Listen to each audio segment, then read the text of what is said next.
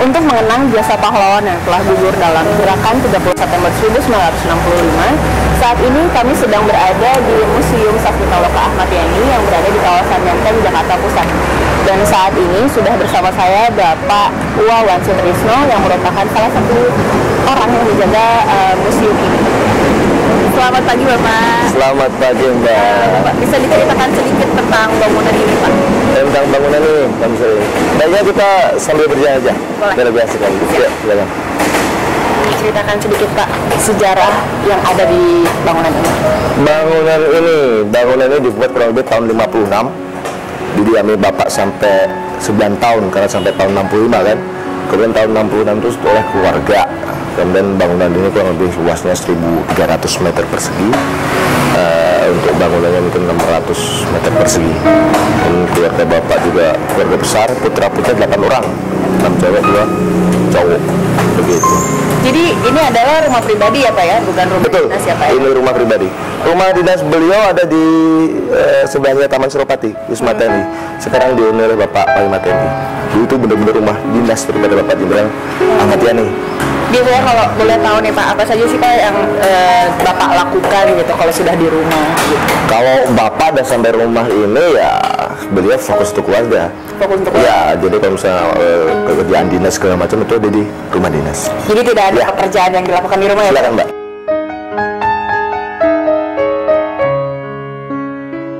Dokumentasi gitu. Jadi nanti Mbak akan mengunjungi 9 ruangan di kediaman ini. Salah satunya ini ada di depan sana ada ruang tunggu, ruang ajudan, serta ada ruang santai, ruang tamu khusus, tempat kumpul keluarga, meja makan, 3 kamar tidur, ruang dokumentasi. Gitu. Silakan, biar lebih jelasnya ke sana dulu. Nah itu Mbak, di sini kan bisa jadi tempat di mana Bapak Jenderal Ahmad Yani tinggal kemudian meninggal. Mbak juga sudah tahu bagaimana ceritanya kalau tahun 65 para penculik dari pasukan Cakra Biroa masuk ke kediaman ini. Tadi kita lihat pintu belakang kan? Ya. Nah itu tempat pertama kali mereka masuk ke dalam kediaman ini. Kemudian bertemu bantu rumah tangga di depan dapur, dibujuk dirayu sebelum bilang ya dan tidak. Kebetulan putra bungsu Ahmad Yani kebangun yang nyari ibunya, bawa ibu mana begitu. Akhirnya anak inilah yang disuruh bangunin Bapak. Beliau lari lagi ke belakang, putranya itu Bapak Irawan mendekati bapaknya di tempat tidur. Pak, katanya ada tamu dari istana. Oh iya, Bapak keluar dari tempat tidur, berdiri sampai sini Mbak. Berdiri di sana, kita berdiri. Tapi iya, tamu itu ada di depan sana. Ditanya, ada apa? Selamat pagi Jenderal, saya juga harus ke istana panggil Presiden. Oh iya, saya mandi dulu. Kemudian Bapak kembali lagi ke ruangan tadi, masuk dalam ruang kediaman. Ayo Mbak, kita ke sana. Ini mau kembali ke ruangan kediaman. Ayo sini. Nah, di ruang kediaman ini sebelum masuk ke dalam, nih kan, diikuti 3 orang. Waktu Bapak mau masuk ke dalam, Kopral Tumiran, Sersan Raswat, Sersan Yani. Tunggu dulu untuk dia. Sudah Jenderal, baiknya bersama di. Pak Yani balik kanan. Loh, Pak kita cuci muka kok. Nggak usah Jenderal, itu udah perlu. Pak Yani marah. Tahu apa kamu tadi sana? Dipukul Tumiran ini. Kemudian Bapak masuk ke dalam ruang kediaman, nutup pintu. Nah, langsung ditembak dari belakang. Terjadinya ini mbak, 7 butir peluru. Ini masih asli. Nah di sini mbak, posisi bapak ada di dalam, langsung tembak 7 butir peluru. Semuanya kena bapak. Sebenarnya ini dulu rontok jatuh, kemudian dirapikan kembali. 7 butir peluru mbak, 1 ketembak. Karena ya yang nembak Giadi, yang nyuruh Raswan. Ayo mbak ke dalam.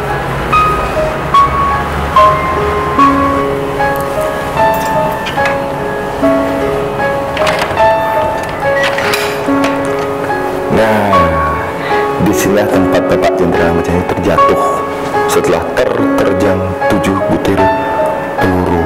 Ya kalau kembali tempat utama kediaman ini, sehingga kediaman ini dijadikan Sas Mitaloka Pahlawan Revolusi. Tempat utama, ya akhirnya biar masyarakat tahu bahwa kediaman ini jadi sebuah monumental penting tentang tahun 65 meninggalnya Bapak Jenderal Ahmad Yani. Terjatuh di sini, kemudian jenazahnya diseret tanpa perikemanusiaan keluar ke sana. Jadi mereka tidak mengeksplor bagaimana kediaman ini. Mereka target operasi hanya Bapak Jenderal Ahmad Yani, tidak menyentuh putra-putra segala macam, tidak. Begitu. Dari 7 butir peluru yang ditembakkan, tembus dari tubuhnya Bapak 5 butir mengenai lukisan. Belakangnya itu ada 2 butir, kemudian sebelahnya ada 3, belakangnya ada 2 lagi, 4 dan 5. Dari 7 butir peluru tembakan itu tembus 5 butir, 2 butir diperkirakan masih di dalam tubuh Bapak Jenderal Ahmad Yani. Jadi ada 7 butir peluru yang masuk melalui ya, masuk ke tubuhnya Bapak ya. Ke tubuh Bapak, lalu Bapak sempat berputar ya, ya Pak, jatuh di tempat ini. Ya, kemudian dari 8 orang putra-putri Ahmad Yani kan tadi yang paling kecil ya. Putra Bapak nomor 7 itu juga kebangun mendengar suara tembakan daripada para gerombolan penculik. Sembunyi belakang menyebar. Gitu. Kemudian sempat memeluk Bapak, tapi di situ kebetulan ada yang jaga. Kamu mau apa? Mereka ya bisa akhirnya lari ke tempat kamar kakak-kakaknya perempuan. Setelah itu mereka mengikuti jasa Bapak yang diseret sampai keluar sana. Di tempat itu tadi pertama kali mereka masuk sudah dijaga. Awas, keluar saya tembak. Akhirnya mereka juga bisa menangis di pintu itu. Kita akan cerita yang ada di sini. Gitu. Oke. Kita eksplor lagi. Silakan. Kita kamar Bapak. Ya.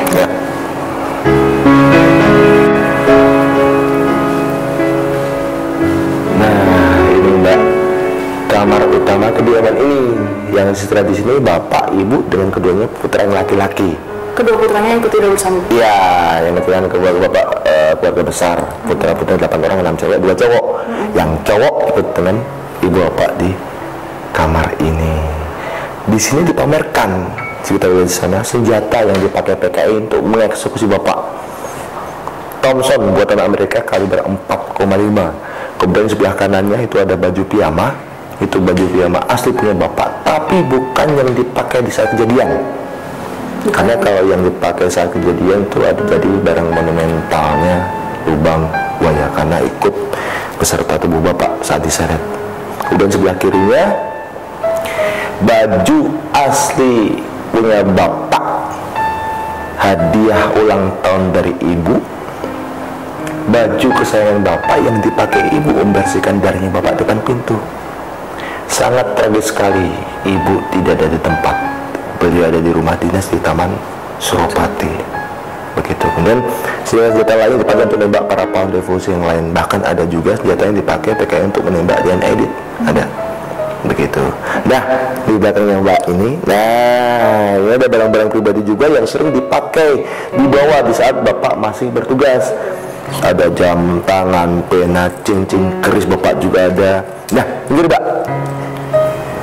ini adalah gaji terakhir Bapak. Nah, 15 lembar, jumlahnya 123.000 rupiah, gaji seorang jenderal. Di sini ada foto keluarga, ada buku dari beliau, kosmetik daripada Ibu, gitu. Kemudian yang terakhir di sana Mbak, ada fenomena alam yang aneh tapi nyata.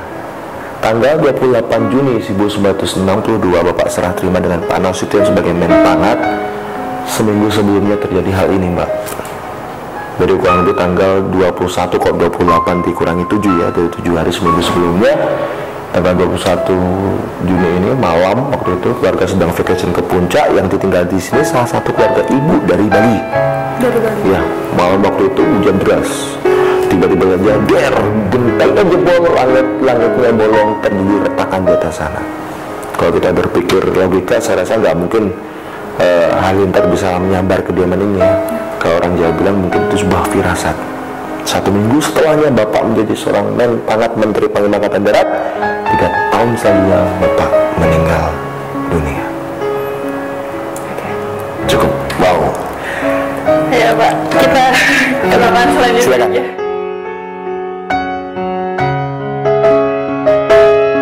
Kamar putri beliau 8 orang, 6 cewek 2 cowok. Yang tadi putra di kamar bapak, ibu. Nah yang 6 dibagi 2. Tapi saya bisa menyampaikan siapa-siapa yang ada di sini kan. Dan juga cowok-cowok pada pindah sana, pindah sini gitu kan. Nah di kamar ini ada boneka-boneka oleh-oleh bapak waktu pergi ke luar negeri. Iya, oleh-oleh semua. Ada juga tanda bela sungkawa dari tanah Raja Malaysia dengan pemerintah Amerika Serikat. Kemudian di sini juga Mbak, dia sebenarnya kalau untuk baju-baju para putra-putri bapak. Tapi setelah dijadikan sasmitaloka pahlawan revolusi, akhirnya barang-barang bapak yang disimpan di sini, seperti ada rokok terakhir bapak sebelum beliau meninggal, pemberitaan di koran Suara Rakyat, itu juga ada topi bapak segala macam di sini. Karena sasmitaloka untuk Bapak Jenderal Ahmad Yani. Kita ke sebelah, silakan.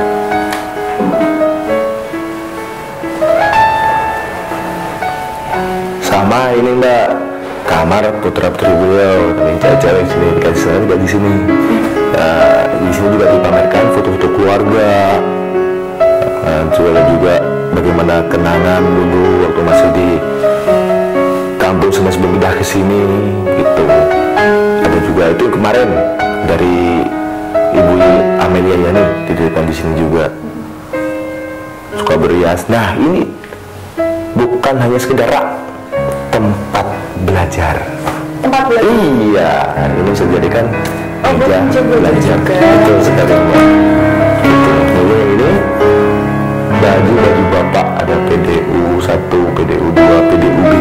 Udah yang putih yang hitam ini untuk acara seperti apa ya? Mungkin perjamuan makan di luar negeri sana. Begitu. Karena bapak spesial ofisial untuk mengurus apa perang ke luar negeri, sampai belajar bahasa Inggris juga di sana. Sokwasis kan jadi seorang jenderal juga di sana. Di Amerika? Di Amerika. Jadi bapak sudah sering keluar? Iya, beda sama saya mah di sini saja, nggak pernah kemana-mana. Silakan Pak. Kita lanjut lagi ya. Pak.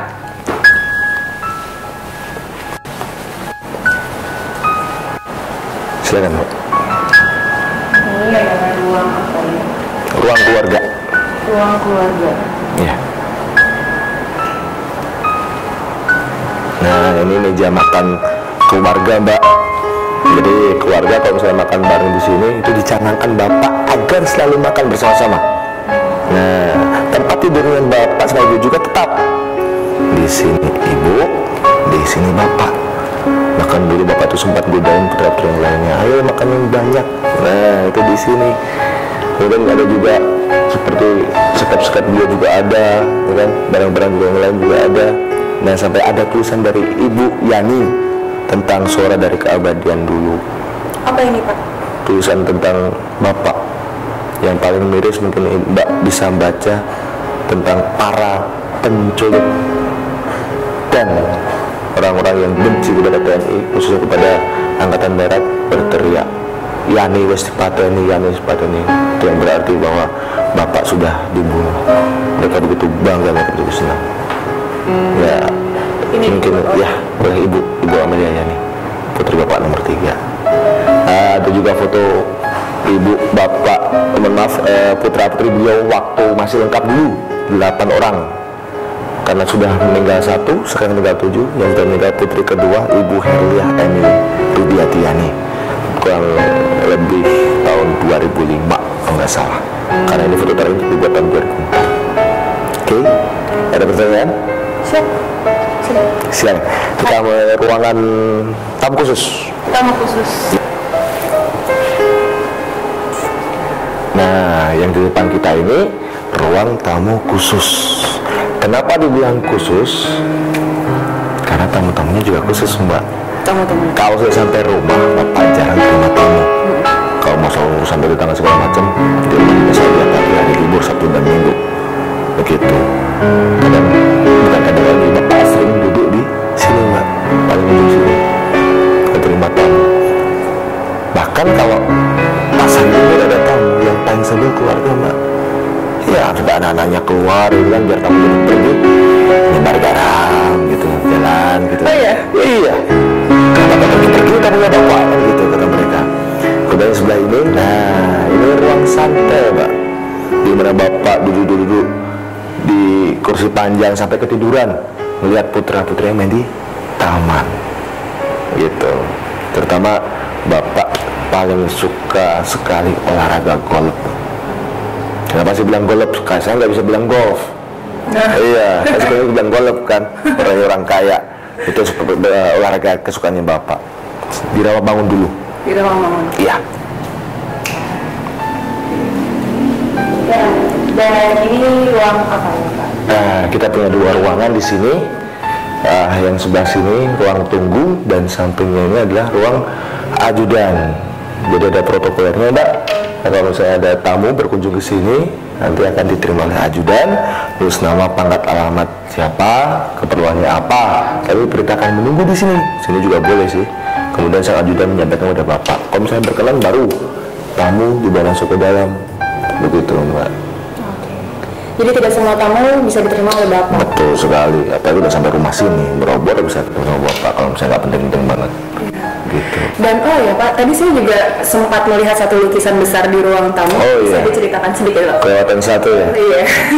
Itu sebenarnya lukisan yang menggambarkan tentang subuh berdarah pada saat itu, pemberian dari Bapak Umar Wiradikusuma pada saat kejadian beliau menjabat sebagai Pangdam Jaya Panglima Kodam Jakarta sini. Itu di mana Tumiran dipukul yang saya ceritakan di belakang tadi.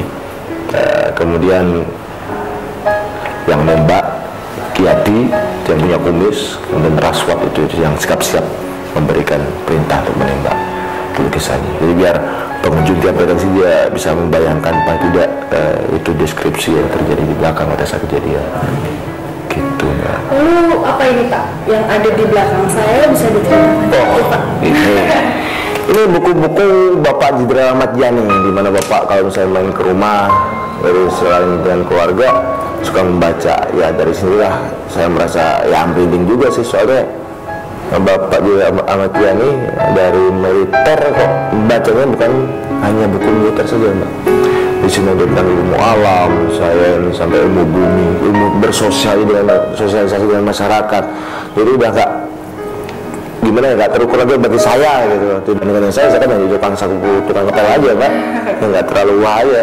Kalau Pak Yani ya jelas, intelijensinya juga cukup lumayan gitu. Jadi meskipun bekerja di bidang militer pun buku yang dibaca itu dari berbagai sumber ya. Betul, sehingga paling tidak kita bisa memandang bukan hanya dari satu bidang saja. Kok kita bisa melihat berbagai macam bidang sehingga bisa tahulah bagaimana kesana dan kemarinya kan. Ya. Karena tantangan di depan akan lebih hebat daripada yang kita hadapi sekarang. Gitu. Dan pertanyaan selanjutnya, apakah furniture yang ada di dalam rumah ini semuanya asli? Wow. Kalau jelaskan kediaman ini diserahkan pada pemerintah tanggal 1 Oktober 66 satu tahun pasca kejadian, diresmikan oleh Pak Soeharto pada saat itu sebagai perdana pemerintah. Selamat tanyakan yang 30 September malam sebelumnya, gitu kan. Berikut dengan isinya. Jadi apa yang ada di sini semuanya resmi. Semuanya di sini. Asli, yang tidak asli seperti korden, kemudian bola lampu jelas ya kan. Kalau tempat lampunya iya, kalau lampunya ada diganti karena putus. Kemudian ada AC, salon, tralis. Kalau di kamar itu ada spray dengan kasurnya.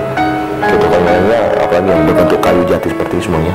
Semuanya orisinal. Dan posisinya masih kami tidak merubah apapun dari secara signifikan. Iya. Karena nanti takutnya bukan dikoreksi oleh pengunjung, tapi kami dikoreksi keluarga. Iya, pasti. Keluarga masih suka? Alhamdulillah, iya. Mereka masih sangat sering sekali di sini. Cuman waktunya kami nggak bisa menentukan bagaimana beliau-beliaunya. Gitu. Ada lagi Mbak? Sudah, terima kasih banyak. Terima kasih banyak kunjungannya Mbak. Semoga menjadi hikmah kita semua. Amin. Gitu. Terima kasih banyak Bapak sudah membantu kami. Terima kasih Mbak. Mengajak kami berkunjung. Hati-hati di jalan. Salam berkunjung. Terima kasih Bapak. Mari.